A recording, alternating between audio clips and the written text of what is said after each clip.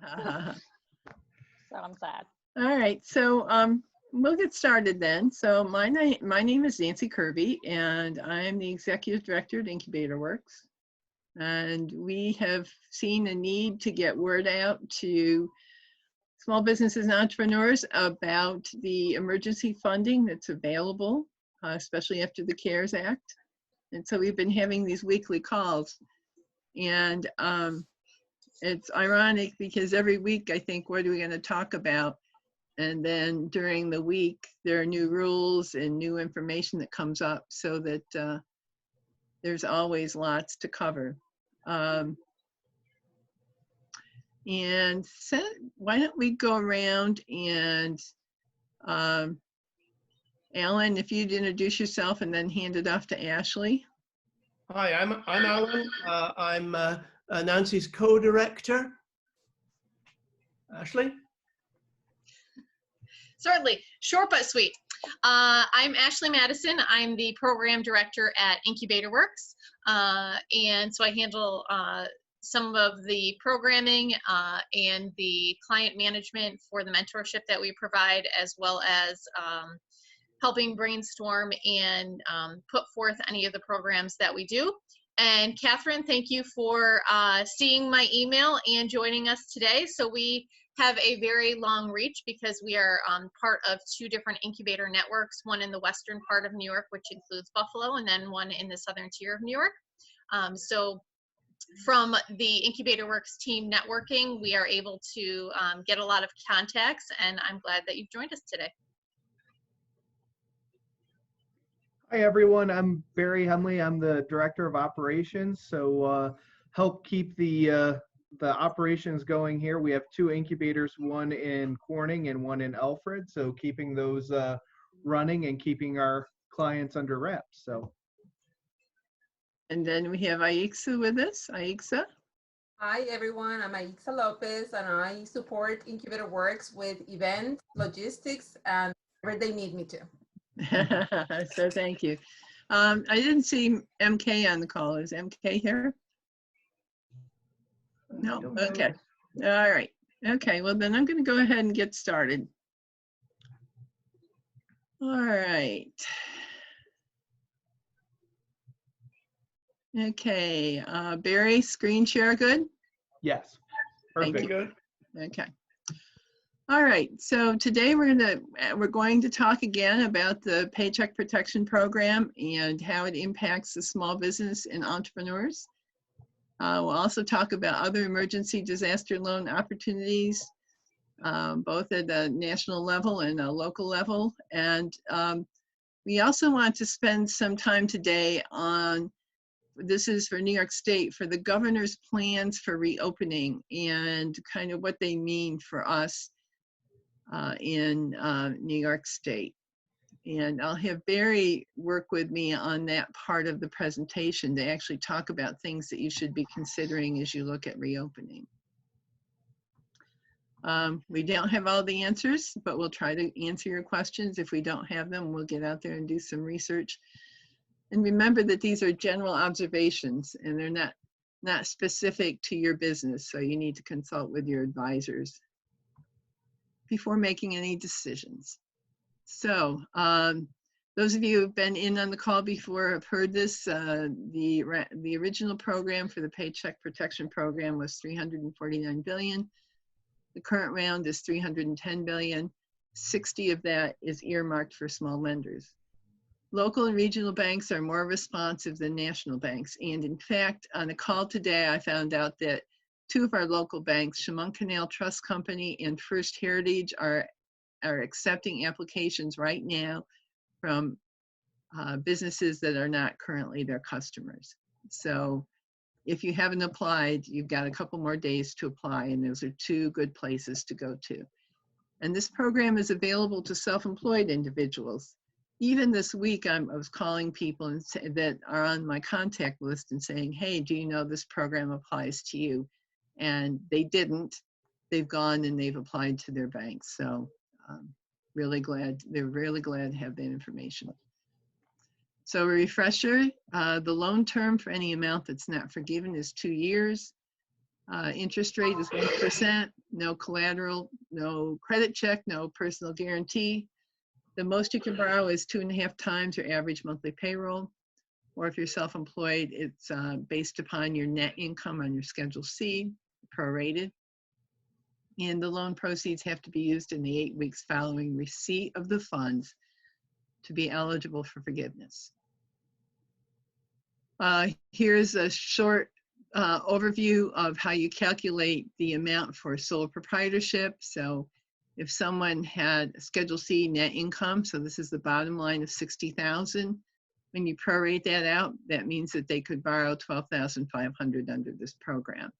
And that money can be used to replace their draw. So, so basically it's a way for a self-employed person to replace the income from their business. Partnerships are also eligible, and they file for one loan for all the partners. And it's important that this wouldn't apply to a real estate partnership where the partners are basically getting a return on capital, but it does apply to a partnership where the partners are actually working in the business. For example, a construction company where the partners are also working on the jobs. In that case, their income is eligible to be replaced under the PPP. All right, here's the good news for today. The program, so far, they've been saying 75% of the loan must be used for payroll to qualify for forgiveness. The good news is that this is guidance from basically the SBA and Congress and the Treasury. I think in particular the Treasury are talking about relaxing these rules so that you would not have to spend 75% of it for payroll to be forgiven. In last week's call, we went through the calculation of how, the calculation of 75% and what that would look like. I think it's still a good idea to use as much of it for payroll as you possibly can, but it's good to know that it looks like this will be loosened so that you don't have to meet it. And it's also important to remember that group health insurance and retirement contributions count toward this 75%. And in fact, the other part of the forgiveness is having basically the same number of full-time equivalent employees. And this is from last week's slide about how you have to compare what the number you have as of June 30th and the number you had either a year ago or earlier this year. And if that ratio is not at least 1, then you might not get the whole loan forgiven. A portion of it would have to be treated as a loan. And this was the example from last week. So we've got so many other things to cover. I'm going to just go skip over the slide for now.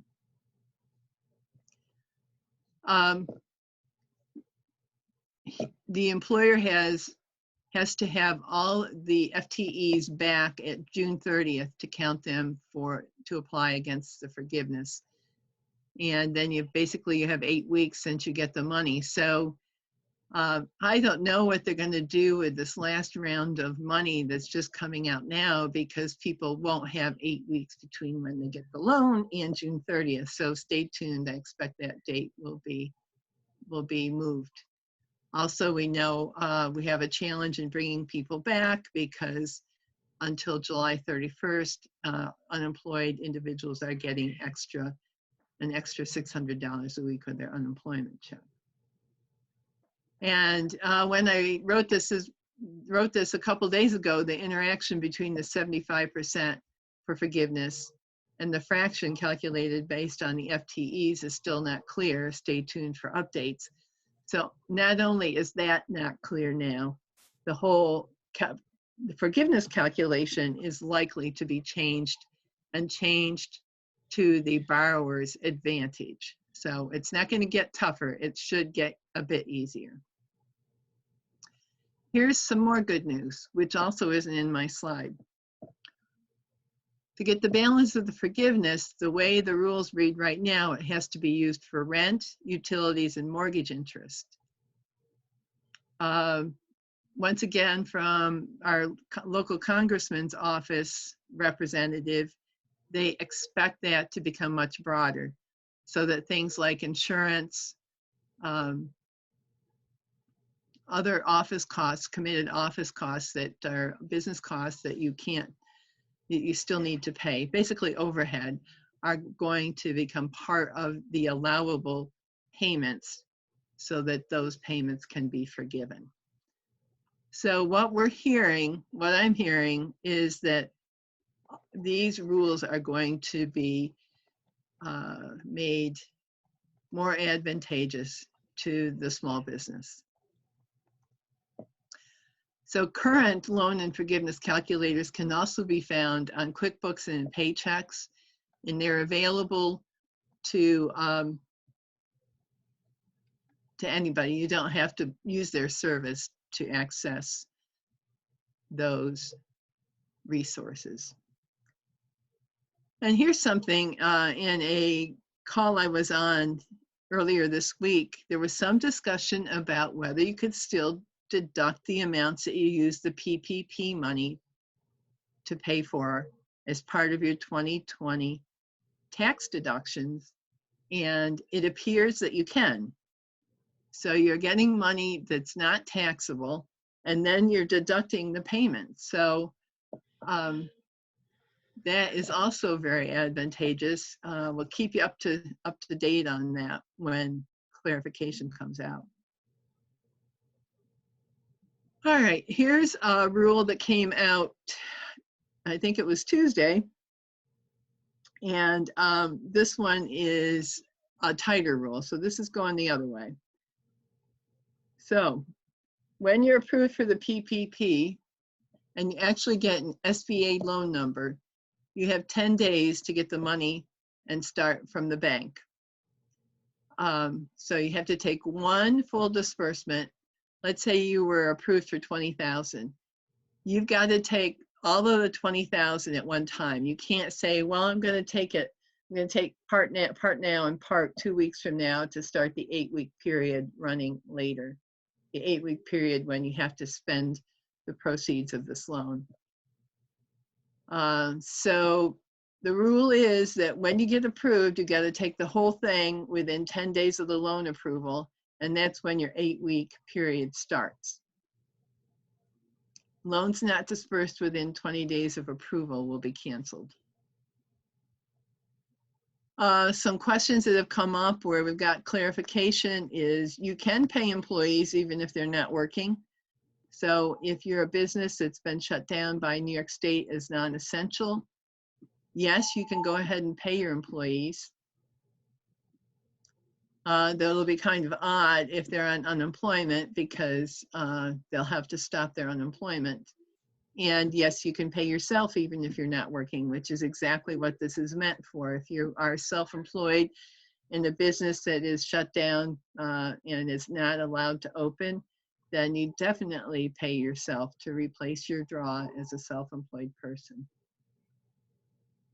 All right, so that's a summary of where we are in the PPP. So are there questions about that?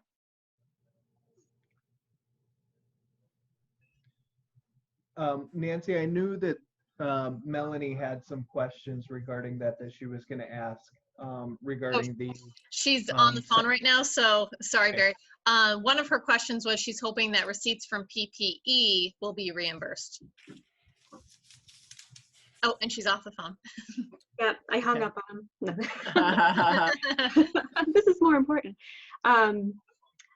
Yeah, that's just tongue in cheek because I know that there's going to be requirements for all of us to have a little PPE. But my question that I emailed to Barry was, I'm hearing some conflicting viewpoints about sole proprietors being able to claim unemployment benefits and receive the PPE loan. Do you have any clarification about that, or is the double dipping no longer allowed? I haven't seen anything about that, but I would think that since the PPP intention is to be a paycheck then the intent of the law would be that you shouldn't claim both. And so my advice would be not to do so unless you had something. I haven't seen anything on it. If someone has seen some guidance saying you can do both, I would love to see it, and then I would feel differently. But of course, I tend to be, let's be on the safe side, so I would not claim both. Absolutely. Yeah, I'm having institutions tell me two different things, so I wanted to clarify, and I plan on being on the safe side as well. Thank you. You're welcome. Nancy, this is Roger Grace. Hi, Roger. Hey, thank you so much for straightening out my tax consultant as to what was going on and what wasn't. I'm going to have my way with him vis-a-vis you. So thank you for bringing a level of competency into this conversation. You're very welcome. Yeah. So the question I have is, I'm waiting to hear back from Bank of America. I've made my submission. I'm waiting to hear back from them. And the question is, let's say I do get my money, and how do I document? Let's say I get $10,000 from Bank of America, and I have no employees. I'm a sole proprietor. What do I do to document the fact that I take this $10,000 and pay me with the $10,000? Do I have the money put into my B of A business account and then write me a check out of the business account to my personal account? What kind of documentation do I need to demonstrate that I've dispersed the funds? Just exactly what you said. The money should go into your business account, and then it comes out to you. And it should come out as a monthly, over the 8-week period. You should pay yourself a draw, probably 2 monthly amounts equal to your the net income that you use to calculate what you could get from the PPP, using that 2.5-month rule. And then the other thing to do is to have the money in your business account and use it to pay the expenses that are deemed deductible, such as utilities or well, I know you shared with me you have an office in the home, so you would be paying those things from, and show that there's a clear trail from that PPP money to the expenses. And the other thing to do is to make copies of the bills that you use the money to pay for, and keep those with a spreadsheet so that when the time comes to go to the bank for the forgiveness, you've got the documentation right there. Here's what I used the money for. Here's the transfer from the business account, or the check from the business account to my personal account for the draw, for the utilities, and for all those items. Some advisors saying, it's good to set up a separate bank account for these funds. And I think that's true for someone who's getting, maybe $50,000 or more from the PPP. But for smaller amounts, I think that's a bit of overkill. Right. Thank you very much. You're welcome. Any other questions on the PPP?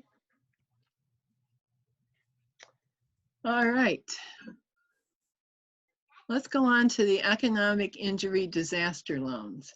So these have gone from being very large loans. Now the cap is down to $15,000, the grants to $10,000.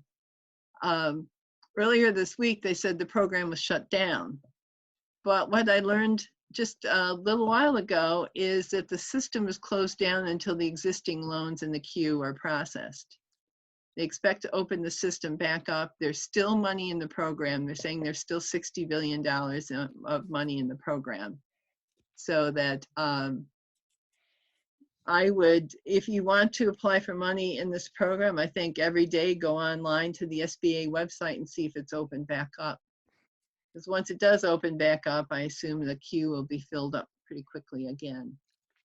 So I didn't think we'd go over this program again today, but if you have any questions about it, I'll stop in a moment so you can ask them. The Small Business Debt Relief Program for SBA guaranteed loans is happening. The SBA is starting to make payments on this right now. If you have an SBA guaranteed loan and you don't see that the payments are being made on your behalf, then go ahead and check with your lender or with REDEC in our community is the organization that administers these loans. And an important point, this is also effective for new loans. So we have somebody who's starting a new business right now, and if he is able to get an SBA guaranteed loan to help start the business, then he'll have 6 months of payments made on his behalf by the SBA. So this is a big deal. All right, so let's go back, and any questions on the EIDL loans or the SBA debt relief?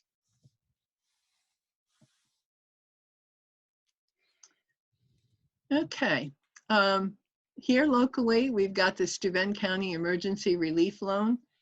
Loans of 5 to 20,000, 1% interest. You have to, basically, it's like applying for any other loan. So you do have to go through a loan process. They're working to keep the applications streamlined. They've already approved 4 loans under this program in the last week. And what REDEC is doing is when you apply for this, if you are also eligible for a regular SBA loan, they're working that process at the same time.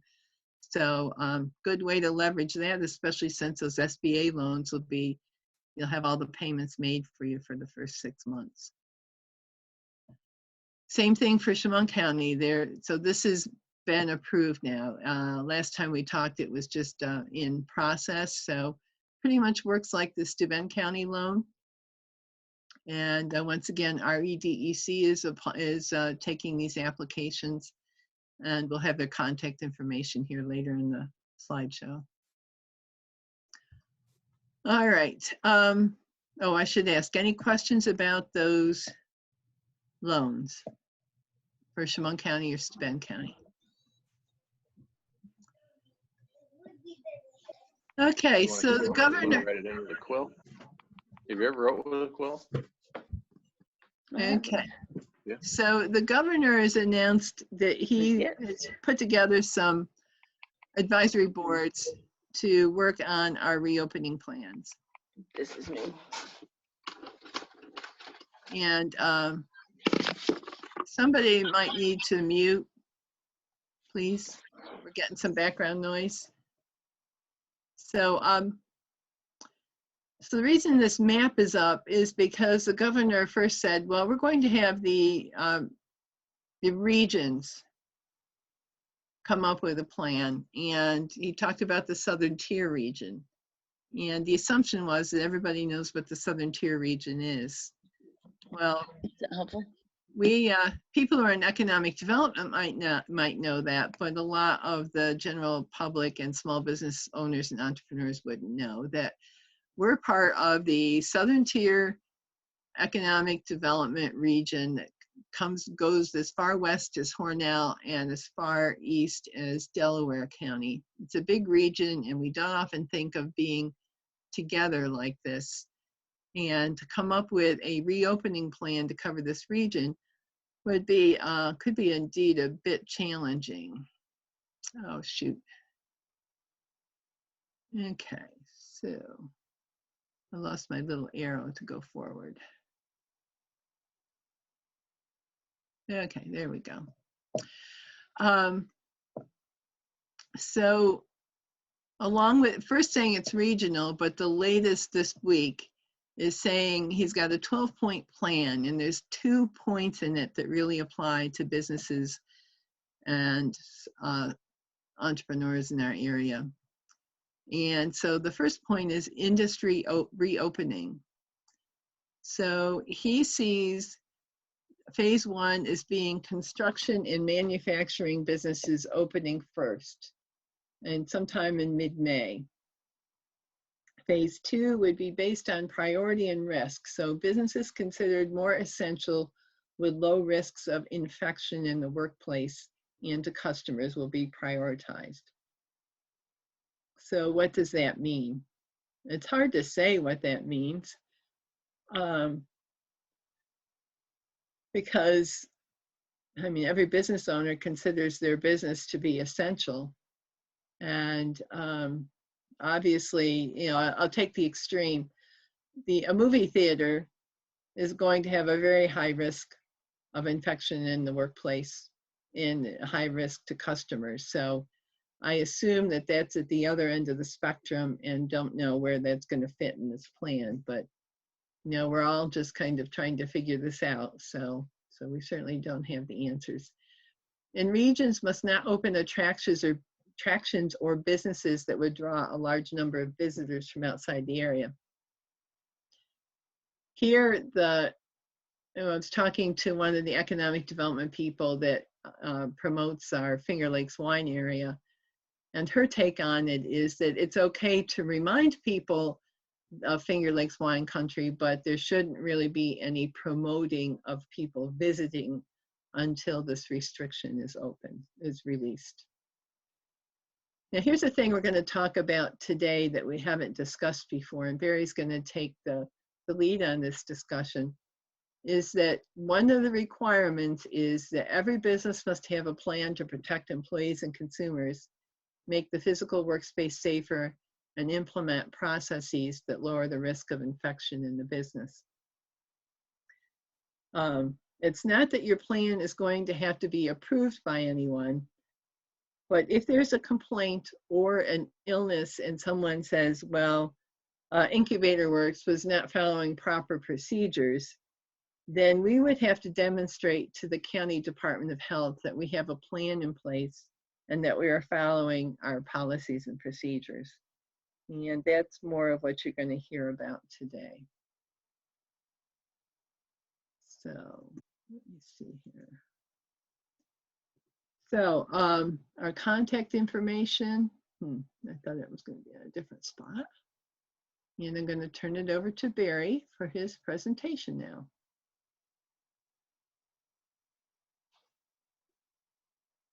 Hey, Barry, take it away.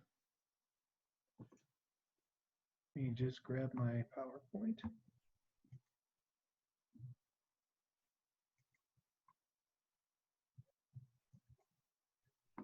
And hopefully you guys can see the PowerPoint in just a second.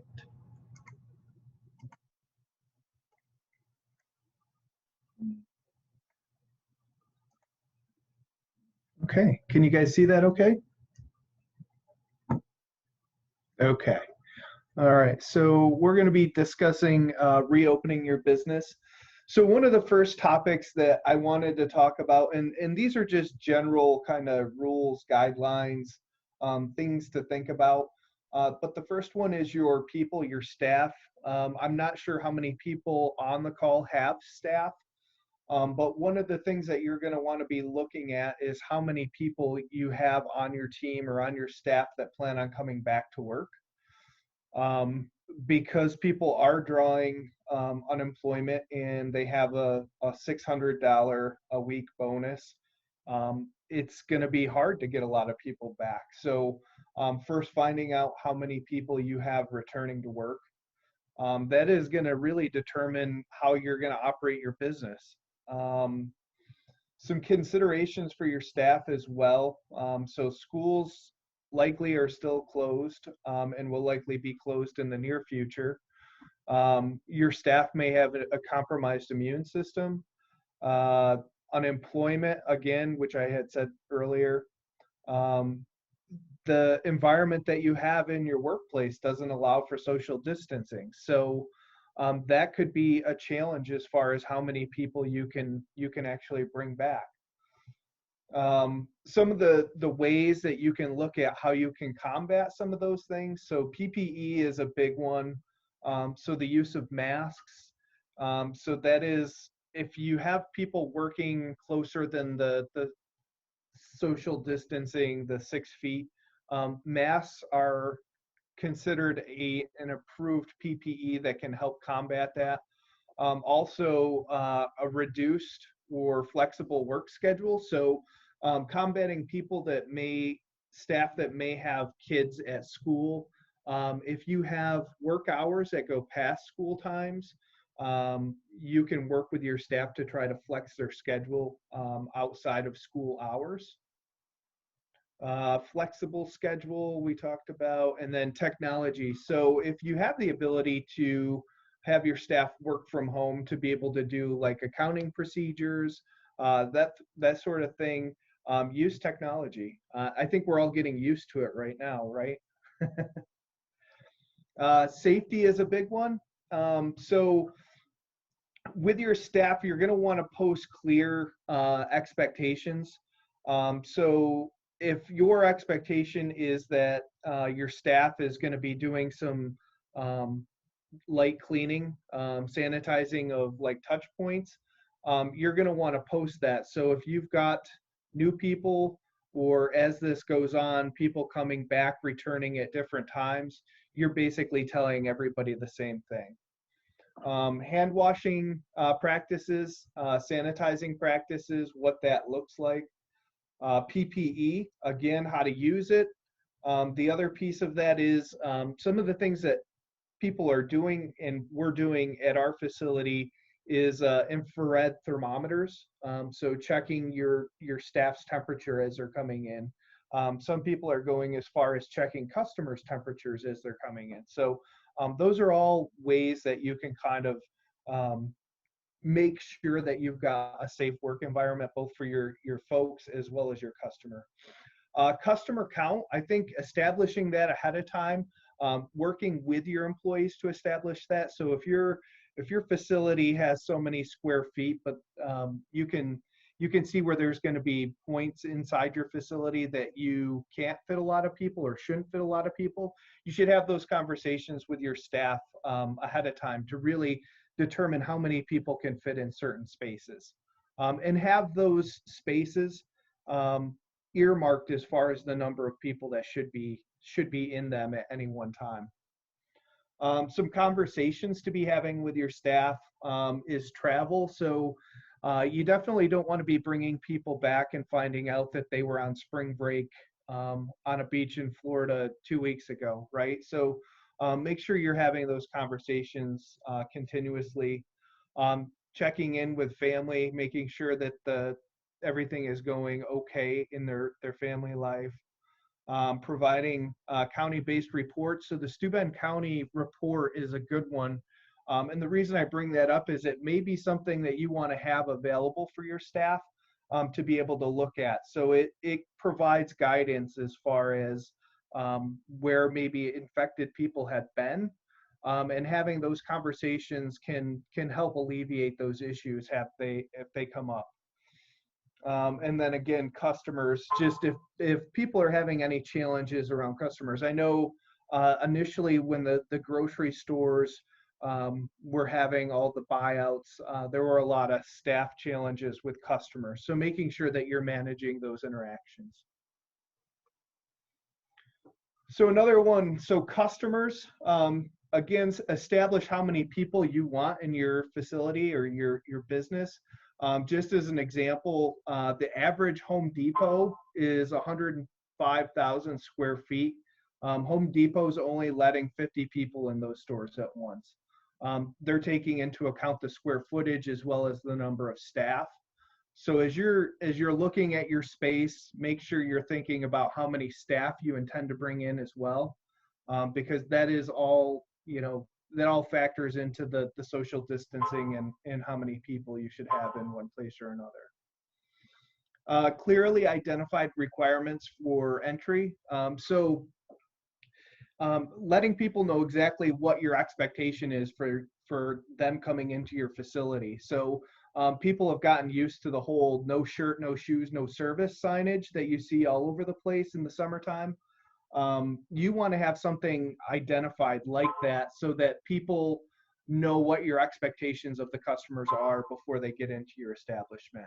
It's much easier that you have that posted in the front of your storefront versus having your staff try to manage that. Whether or not you want people to have masks is one. So if somebody is coming into your place of business, are they required to wear a mask based on what your thoughts are? whether or not it's just a credit or debit card only, so not taking cash, that's a big factor to think about, because we all know how dirty money is. So think about that. Time, how much time do you want people to be spending in your establishment? So you may want to put time requirements on it. I know as far as like business meetings and that, we would be looking at putting time requirements on how long business meetings could go for. So one thing to think about as well, I think of, when I think of this, I think about beauty salons, barber shops in particular, but magazines, newspapers, coffee, water, samples, those sort of things that maybe you have out and available for customers, you're probably not going to want to start out that way because of the touch contact that happens with that stuff. So you're probably going to want to take those away until people start feeling more comfortable. Providing safety items. So again, masks, sanitizer, those sort of things may help.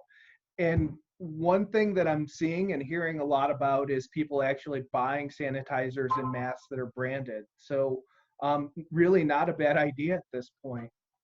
Something to definitely consider and think about. And honestly, that is one of the ways people are actually getting sanitizer and masks, is being able to buy it branded like that. So anybody have any questions yet? Okay. Vendors and suppliers. So one of the first things I would do before I opened an establishment would be making a list of the people that are going to be coming in, whether they're coming in to fix stuff or they're coming in to deliver product for you.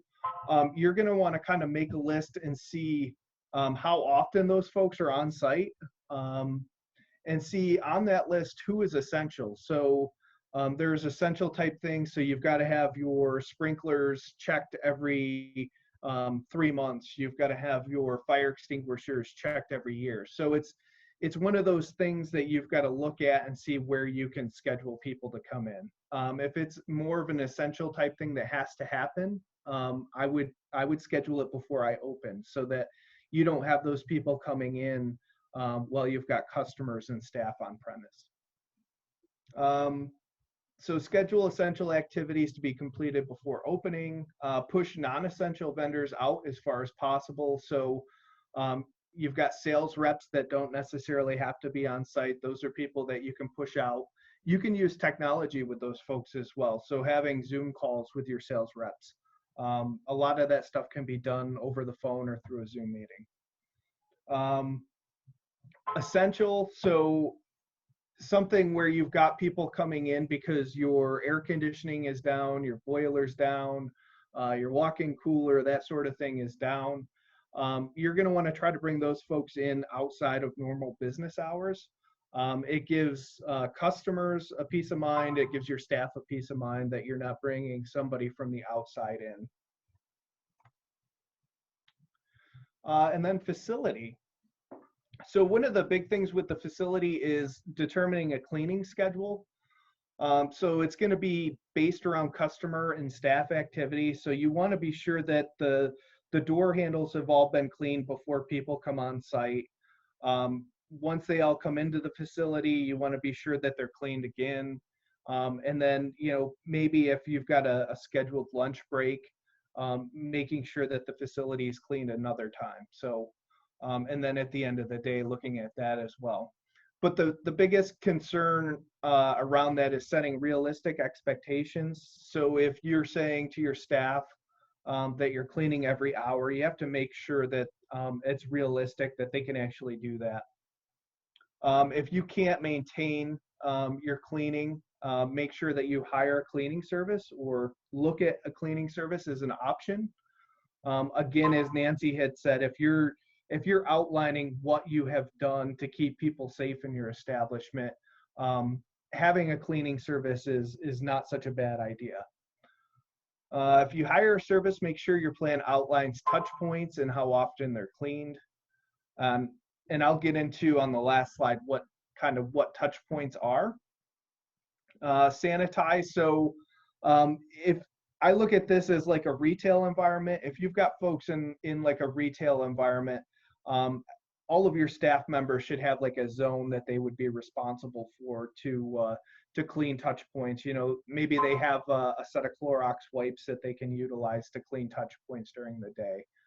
But that's one way of kind of getting everybody to participate in this. Some additional measures, sanitizer located in strategic areas throughout the facility. Again, infrared thermometer to check staff coming in the morning.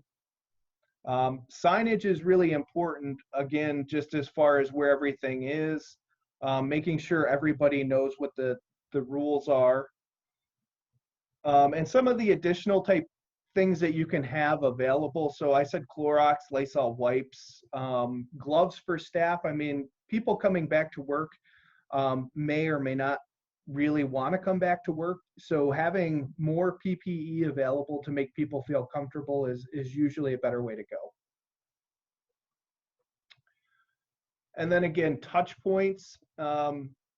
So as a business owner, I would say go through your establishment, work with your staff, establish what touch points are in the facility and how often they need to be cleaned.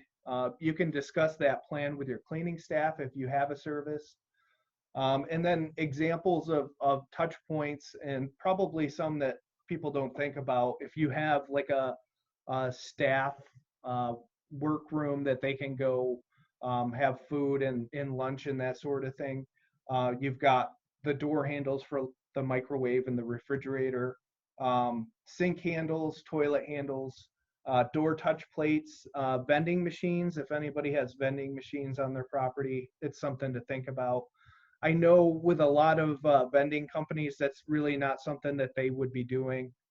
Tabletops, chair backs and armrests, Keurig handle if you guys have one of those, and then you've got your water cooler handles as well that you've got to make sure they're getting cleaned up. So those are all just things to think about.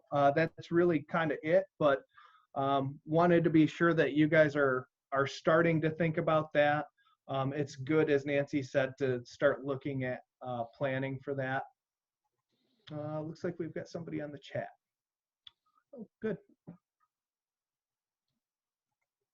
So any questions?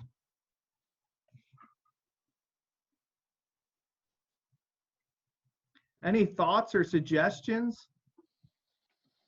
I know you guys all have different businesses, so just if you have anything to add, please let me know. Okay, well, hearing no questions, we can open it up. Are there any general questions for anything we covered today?